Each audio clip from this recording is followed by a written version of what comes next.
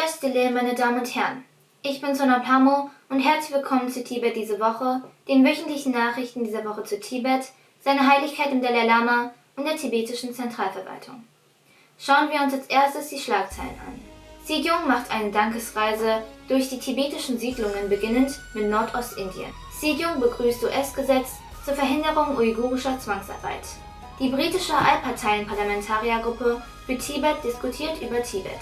Die japanische Parlamentarier berufen Generalversammlung zu Tibet ein und bekräftigen ihre Unterstützung für die Tibeter. Großbritannien und die Europäische Union fordern China zur Einhaltung der Rechte in Tibet in der 46. Sitzung des UNHRC auf. CPI veranstaltet einen runden Tisch zum Thema Tibet im Vordergrund und ruft Tibeter dazu auf, mehr Schriften zur Tibet-Frage zu verfassen.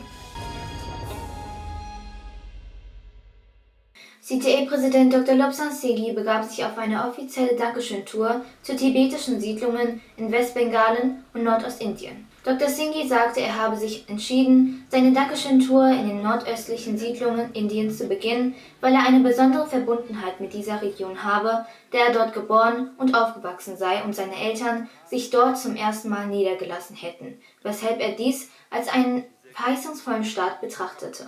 Der aktuelle Besuch in Sikkim und dem östlichen Bundesstaat Westbengalen vom 19. Februar bis 3. März 2021 würde etwa 10 tibetische Siedlungen umfassen, darunter Kangdo, Kalimpong, Darjeeling, Ravangla und Denskang.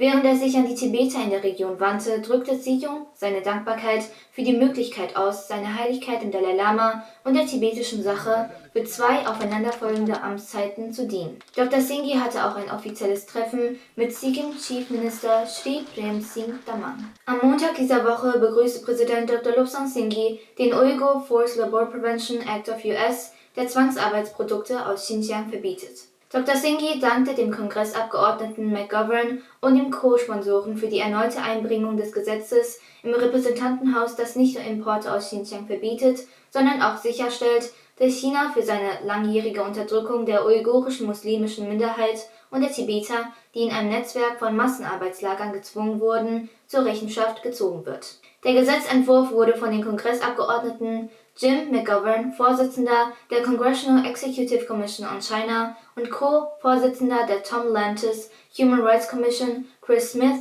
Thomas Suozzi, Vicky Hatzler, Tom Malinowski, Mike Gallagher und Jennifer Waxon eingebracht. Ein virtuelles Treffen der All-Party Parliamentary Group for Tibet im britischen Parlament fand am Dienstag dieser Woche statt.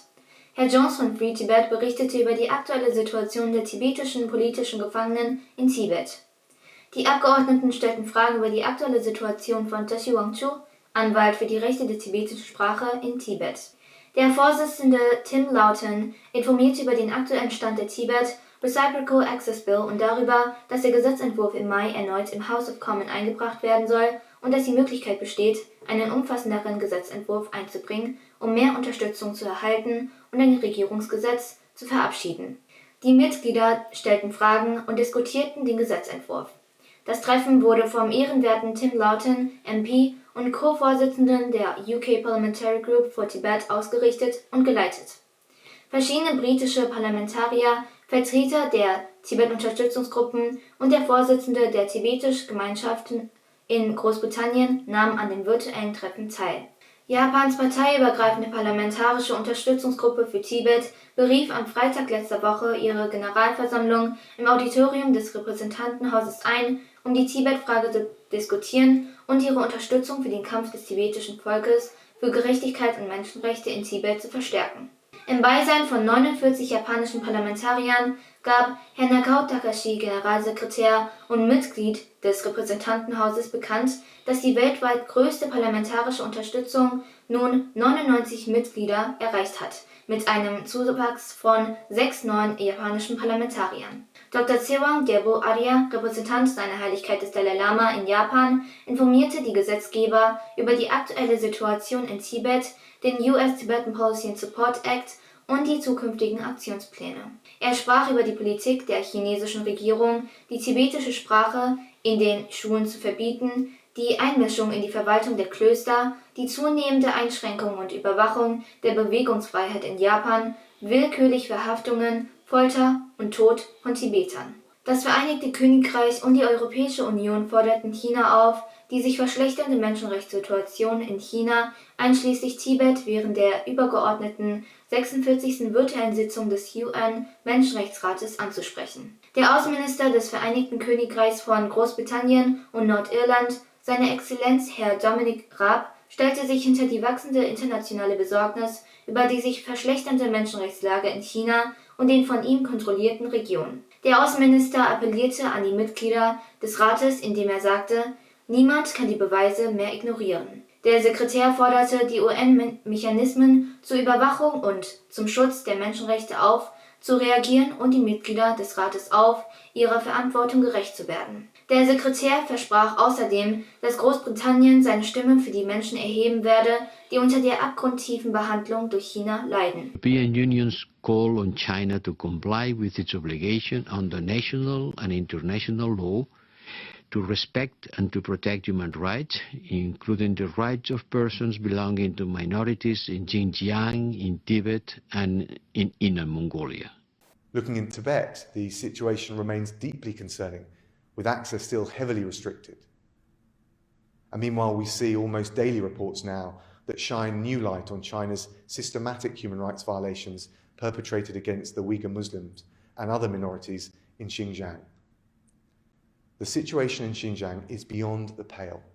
The reported abuses, which include torture, forced labor, and forced sterilization of women, are extreme and they are extensive.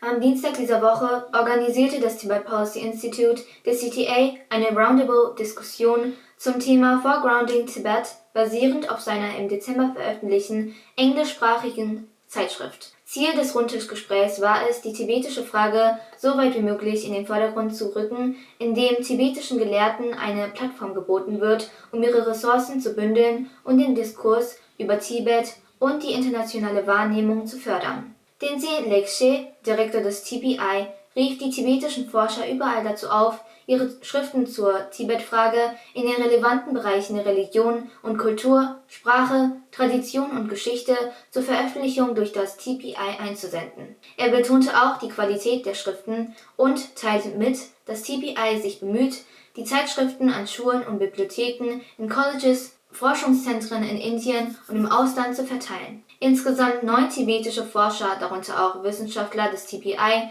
nahmen an der Veranstaltung teil. Ich danke Ihnen für Ihre Aufmerksamkeit, auf Wiedersehen und bis nächste Woche.